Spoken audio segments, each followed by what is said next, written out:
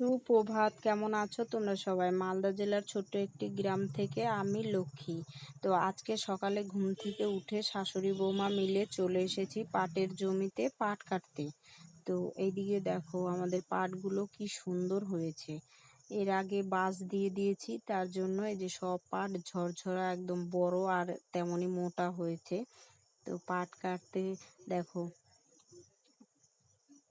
পাটের সাথেই আমি পারছি না, এত বড় বড় পাট হয়েছে। তো এদিকে যে পাট কাটা শুরু করে দিয়েছি। পাট কাটতে কাটতে এদিকে ঝড় বৃষ্টি চলে এসেছে। কেমন ঝড় বৃষ্টি চলে এসেছে, তো এই বৃষ্টির মধ্যে এখন পাট কাটা যাবে না।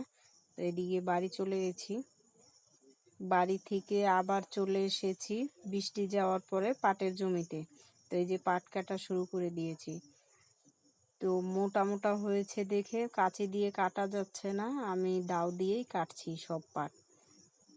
আর দাও দিয়ে কাটতেও সুবিধা হচ্ছে, এক কোপ দিলেই সব পাট তাড়াতাড়ি কেটে যাচ্ছে।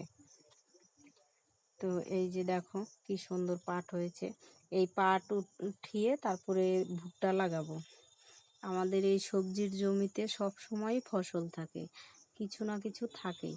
প্রথমে আলু লাগিয়েছি, তারপর পেঁয়াজ লাগিয়েছি, পেঁয়াজ উঠিয়ে আবার লাউ লাগিয়েছি, লাউ উঠিয়ে পাট ফেলেছি, পাট উঠানোর পরে এখন আবার ভুট্টা লাগাবো। তো এই জমিতে ধান শস্য ফেলি না, এই সবই ফেলি। তো তোমরা তো আগের ভিডিওতে দেখেছো আমি কি কি ফেলেছিলাম।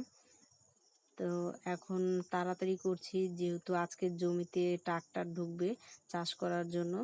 তো এই যে সব পাট কেটে নিতে হবে, না হলে পেরে সারবো না। তো এই পাটগুলো এখন জাগ দিব না, কিছুদিন পরে দিব, যেহেতু ভুট্টা লাগাতে হবে। তো এর মধ্যে তো আমরা কিষান নেই না, আমরা নিজেরাই করি, আমি শাশুড়ি মা মিলে। তো আমার এই ভিডিওটি কেমন লাগলো কমেন্টে জানিও, ভালো লাগলে লাইক করো, সাবস্ক্রাইব করে পাশে থেকো।